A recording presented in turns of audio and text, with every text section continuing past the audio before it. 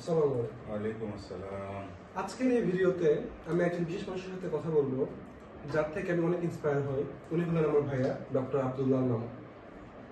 ভাই, আমি আপনাকে আগেও বলেছিলাম, আপনাকে আমি লিডার মনে করি। এর পিছনে বিশেষ কারণ হলো যে উনি অনেক ধৈর্যশীল, অনেক পজিটিভ চিন্তা করেন, অনেক সৎ। আর সব থেকে বেশি যে ব্যাপারটা আমাকে ভালো লাগে সেটা হলো যে আপনি সব জিনিসকে পজিটিভভাবে দেখেন। তো আপনি অ্যাজ এ লিডার হিসেবে কেমন অনুভব করছেন? প্রথমে তোমাকে অনেক ধন্যবাদ যে তুমি আমাকে লিডার হিসেবে মনে করো। আমার মধ্যে লিডারশিপ কোয়ালিটি আছে। মানুষ হিসেবে লিডারশিপ কোয়ালিটি আসলে সহজাত প্রবৃত্তি নিয়ে কেউ জন্মগ্রহণ করে, কেউ কাউকে সেটা অ্যাকোয়ার করতে হয়। তো আমি নিজে বাই প্রফেশন যে প্রফেশনে আছি সেখানে আমাকে একটা টিম নিয়ে কাজ করতে হয়।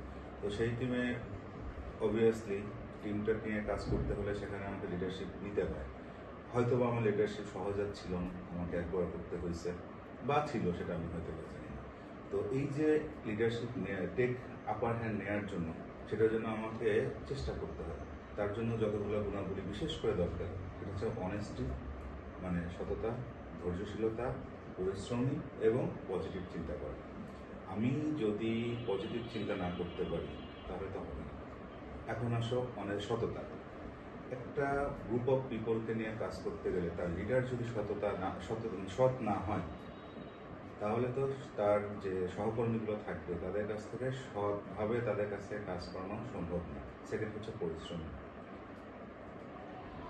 নিজে পরিশ্রম করতে হবে এবং অন্যের জন্য সেটার জন্য উদাহরণ তৈরি করতে হবে যে আমার যিনি গ্রুপ লিডার অথবা আমার যে বস, সে পরিশ্রম করছে, তার দেখা দেখি তার সহজ কর্মী যারা থাকবে তারাও কাজ করতে আগ্রহ করবে এবং সেটা ভালো আউটকাম দিবে। তারপরে আসছে আমাদের ধৈর্যশীলতা। এটা তো অবশ্যই থাকতে হবে।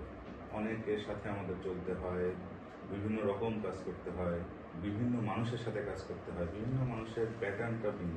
তাদেরকে আমার বিভিন্ন মানুষের বিভিন্ন সাইকোলজি, সেগুলো চিন্তা করে তাদেরকে বুঝে বুঝে কাজ করতে হয়। এই জন্য ধৈর্য অবশ্যই থাকতে হবে।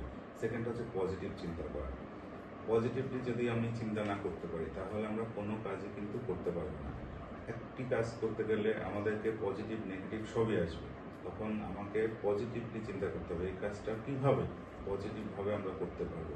নেগেটিভ ওয়েতে চলে গেলে সেই কাজটা আমাদের ব্যর্থ হয়ে যাবে। এই জন্য আমাদেরকে অবশ্যই পজিটিভলি চিন্তা করতে হবে। যে কোনো কাজে, পার্সোনাল লাইফে হোক, প্রফেশনাল লাইফে হোক, অবশ্যই পজিটিভ থাকতে হবে। ধন্যবাদ ভাইয়া, আপনার এই ব্যাপারগুলো আমাকে মোটিভেট করে যা আমি জীবনে ফলো করতে চাই। ধন্যবাদ। এবং আমি তোমার সর্বাত্মক মঙ্গল কামনা করি। তুমি উত্তরোত্তর সমৃদ্ধির পথে এগিয়ে যাও, ভালো কিছু করো নিজের জন্য, পরিবারের জন্য, জাতির জন্য।